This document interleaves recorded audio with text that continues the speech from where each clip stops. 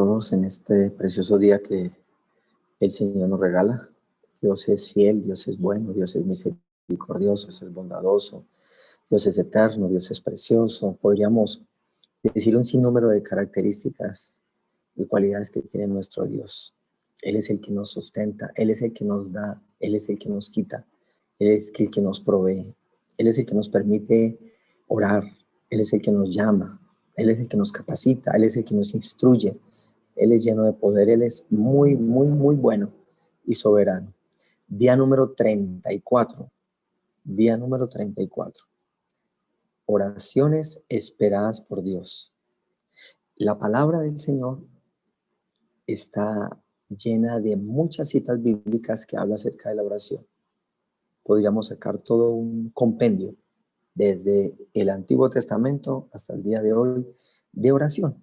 Las oraciones que los patriarcas hicieron, las oraciones de los profetas, las oraciones de los discípulos, las oraciones de Jesús, muchas, muchas expresiones y exhortaciones acerca de la oración. Pero quiero que veamos a la luz de la palabra qué espera Dios de nosotros, de su pueblo, de los que sabemos orar. ¿Qué es lo que quiere escuchar Dios? ¿Qué es lo que quiere escuchar Dios de usted? ¿Qué es lo que quiere escuchar Dios de mí? ¿Qué quiere escuchar Dios de su pueblo, de su iglesia? Usted y yo somos la iglesia. La iglesia. Pablo a la iglesia de Tesalonicenses, en el capítulo 5, versículo 17, utiliza un versículo, o hay un versículo de los más cortos que hay acerca de la oración. Orar sin cesar. Orar sin cesar. Oren. Oren en todo tiempo. Oren con toda oración, oren con toda súplica, oren en el Espíritu, oren en lenguas, oren una vida de oración. Oración, oración. Dios ha dejado claro que a través de la palabra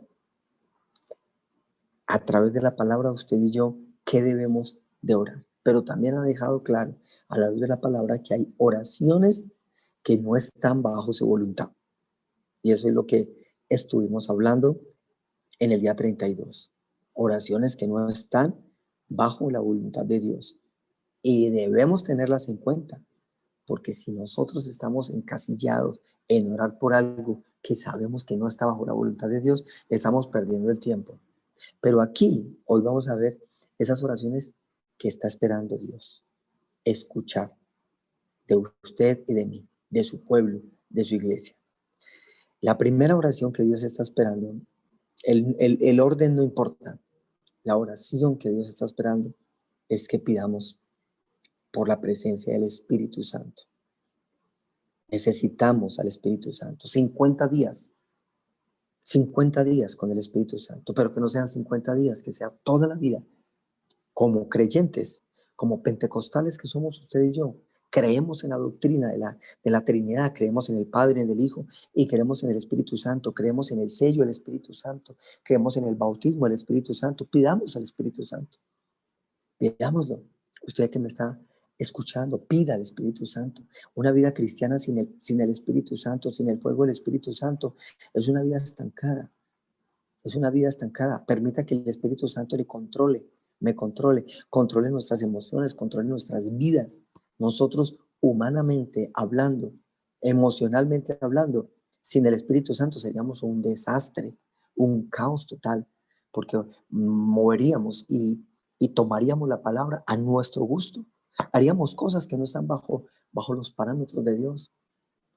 Por eso el Evangelio de Lucas es tan pertinente y tan aliado con el libro de los Hechos. De hecho, lo escribió el mismo autor. Lucas escribió el Evangelio que lleva su propio nombre y el libro de los Hechos. Y aquí en el capítulo 11 de Lucas, versículo 13, habla de cuánto más vuestro Padre Celestial dará el Espíritu Santo a los que lo pidan. El contexto de este capítulo 11, versículo 13, está hablando de oración. Está hablando de oración. El que pida, recibe. Está hablando de oración. Si vosotros siendo malos sabéis dar buenas dádivas a vuestros hijos, ¿cuánto más vuestro Padre dará al Espíritu Santo el que lo pida? Es importante tener en cuenta que esta oración la está anhelando Dios. Y recuerde que cuando Jesucristo estuvo a punto de partir para la presencia, para ir al lugar, a la morada, le dijo, no se preocupen, debo de irme, debo de partir, pero les enviaré el Consolador. Les enviaré la promesa, pero esa promesa hay que pedirla. Ya hemos hablado mucho de esto en estos días que llevamos del Espíritu Santo. Pedir el Espíritu Santo es una oración clave, importante. La segunda oración, el segundo clamor que Dios está pidiendo, las oraciones que espera Dios, es orar para que envíe obreros, personas que evangelicen, personas que se vayan como misioneros, que levante pastores, que levante hombres y mujeres de tiempo completo para la obra de Dios. Estamos en tiempos tan difíciles atravesando con esta pandemia. Estamos pasando situaciones tan complicadas. Esto pasará, esto terminará de una manera sobrenatural, es lo que más anhelamos. Esto pasará, volveremos a una normalidad. Hay dichos, hay palabras, una nueva normalidad, que este virus está ahí, no se va a ir. Pues está bien, puede que sí, puede que no, pero no me gusta a nivel muy personal declarar eso, porque la palabra dice otras cosas distintas. Le estamos dando importancia al sello humano, pero no al sello sobrenatural. Y necesitamos personas aún en esa pandemia que trabajen para la obra, que evangelicen, que prediquen, que se dediquen tiempo completo al Señor. Dios necesita obreros. Obreros son dignos de su salario. El mismo Evangelio de Lucas capítulo 10, versículo 2 lo declara: la mies, la verdad, es mucha, mas los obreros son pocos. Por tanto, rogad. Ahí está el secreto. Rogad, orar. Hay que orar por misioneros. Muy pocos proyectos. Mucha necesidad. Pocos misioneros. Muchos municipios, pocos pastores. Mucha necesidad, pocos evangelistas. Pocos evangelistas. La gente no gana. La gente ya no predica. Necesitamos que personas sean tocadas para el llamado a la obra misionera, para el llamado al trabajo de Dios, al reino de Dios. Es una oración que Dios está reclamando. Estas oraciones sí están bajo la voluntad de Dios, las está reclamando. La tercera oración que Dios pide es que el cuerpo de Cristo ore. Ore mucho. Orar los unos por los otros con mesura, con prudencia. Hay que saber con quién oramos. Hay que tener mucho discernimiento, mucho discernimiento. Aquí no está diciendo que me una a otro a orar, sino que ore por los otros. Y oremos en esa coinonía de oración congregacional. Es necesario, es necesario, es necesario. Si usted se da cuenta que un hermano está enfermo, ore, sin necesidad de que él sepa, ore porque la oración trasciende, pero oremos por nuestros hermanos. Capítulo 5 de Santiago: confesaos vuestras ofensas unos con otros y orad unos por otros para que seáis sanados, porque la oración eficaz del justo puede mucho. La oración eficaz del justo puede mucho. Es necesario que las oraciones, cuando usted esté en su casa, ore por los hermanos. Ore. No necesita orar con ellos, ni que ellos sepan que usted está orando. No, pero ore. Ore, utilice un cuaderno y ore y escriba el nombre de las personas que usted sabe que están afligidas. No, que su mano derecha no sepa lo que hace su mano izquierda. Usted simplemente ore, que Dios haga. No necesitamos que nos gloríen. Usted está así porque yo oré. No, simplemente ore. Efesios capítulo 6, versículo 18, orando en todo tiempo, con toda oración y súplica en el Espíritu y velando en ellos con toda perseverancia y súplica por todos los santos. Es importante hacerlo. Pablo lo expresa claramente en la primera carta a Timoteo en el capítulo 2. Pablo le habla a Colosenses, a la iglesia de Colosas, en el capítulo 1. Jesús en el Evangelio de Mateo, capítulo 5, lo habla. Pablo a los romanos en el capítulo 15 lo habla. Y otras citas bíblicas más en donde se está exhortando a la oración por el cuerpo de Cristo. Importante el cuerpo de Cristo, fortalecerlo. Y en el cuerpo de Cristo está usted y estoy yo. Estamos nosotros. Somos hermanos de la fe. Aquí no necesitamos crear un club social de oración. No necesitamos eso. Necesitamos orar en el Espíritu y entender el propósito de lo cual se está haciendo. Es importante entenderlo. La iglesia primitiva se reunía a orar. Allá no importaba que Julanito oraba más, que Julanito fue el que oró y que Julanito fue el que fue sanado por la oración de Sutanito. No, la gloria es para Dios, es solo para Dios. Usted simplemente ore por el cuerpo de Cristo. Es una oración que Dios está esperando. Otra oración que Dios está esperando, Pablo lo expresa a Timoteo, y es orar por las autoridades. Y esta sí que es importante y sí que la está esperando Dios, porque en estos tiempos solo se critican a las autoridades. Se critican a las autoridades.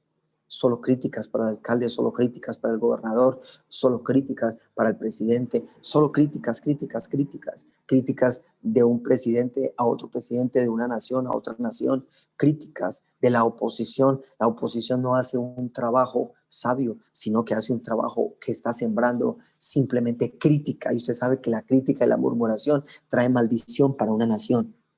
Trae maldición para una nación. La crítica y la murmuración trae maldición para la persona que está criticando y murmurando, sobre todo cuando se está hablando de las autoridades, sea quien sea. No podemos hablar de las autoridades. El trabajo que está haciendo una autoridad es el trabajo que él responderá a Dios y nada más. Simplemente hablemos para bendecir. Hablemos para bendecir, nada más, para bendecir, para bendecir. Si algo se está haciendo malo, Señor, veo que se está haciendo algo malo, Señor, haz lo que tengas que hacer. Dios lo hará. La oración eficaz del justo puede mucho, Dios lo hará. Pablo le expresa a Timoteo en el capítulo 2 de su primera carta, exhorto para que hagan rogativas, para que hagan oraciones, para que hagan peticiones, para que hagan súplicas por todos los hombres, por los reyes y todos los que están en eminencia.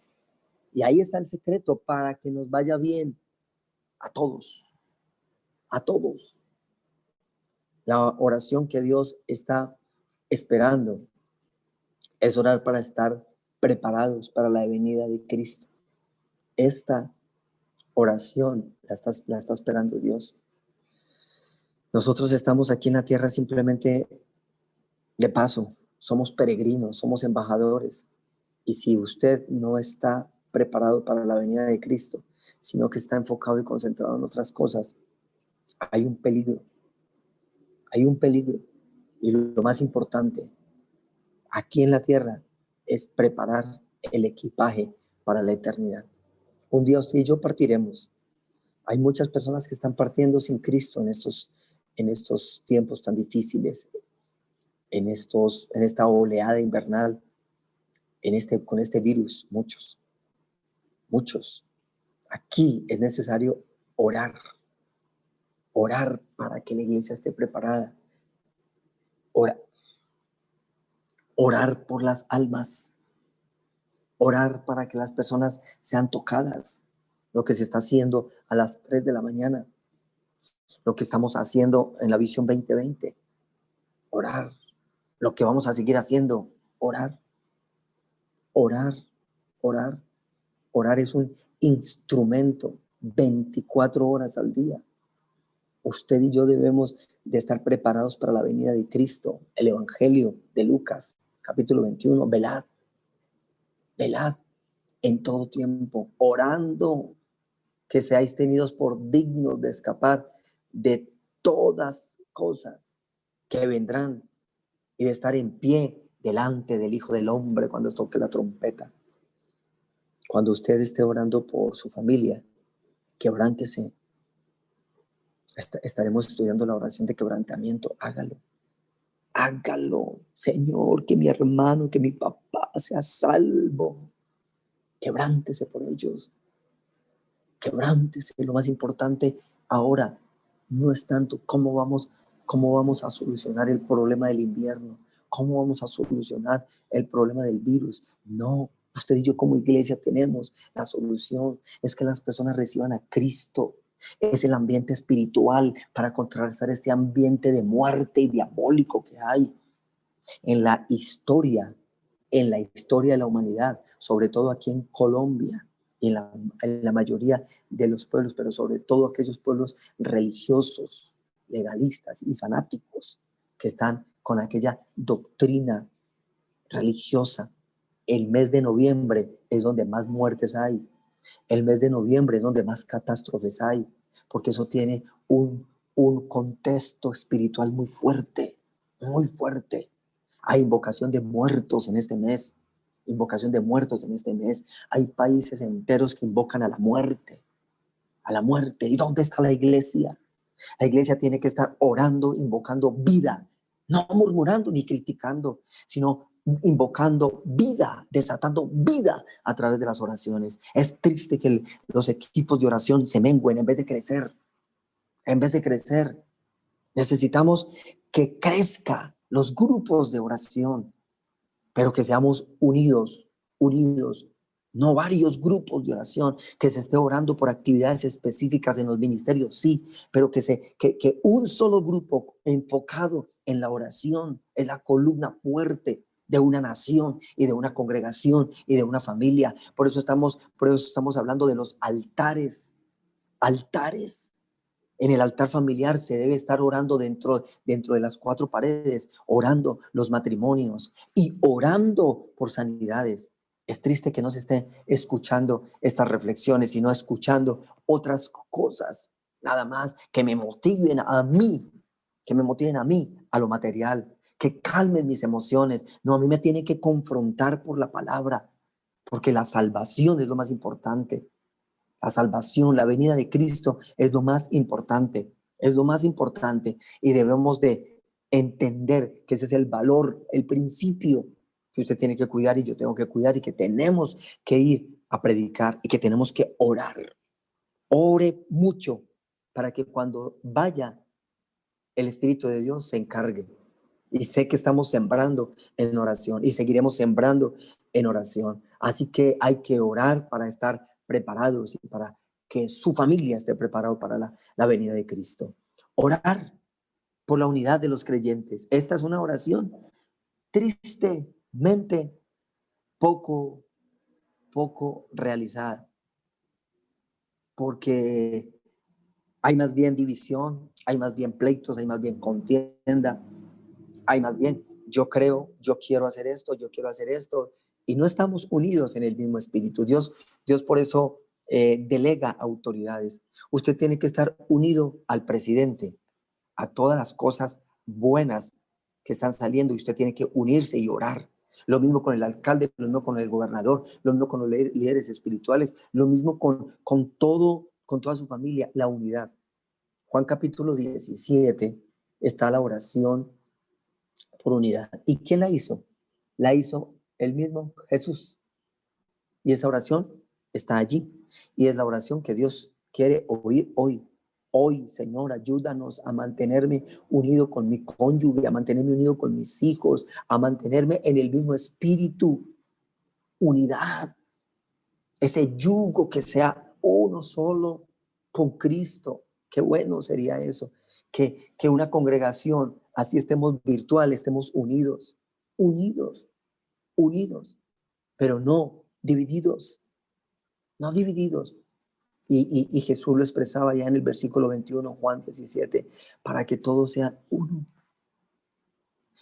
Y esta oración al Padre, que la estuvimos analizando en estos días, dice, oh Padre, uno, oh Padre, en mí y yo en ti, y que también ellos sean uno. Está hablando de la casa, está hablando del cuerpo de Cristo.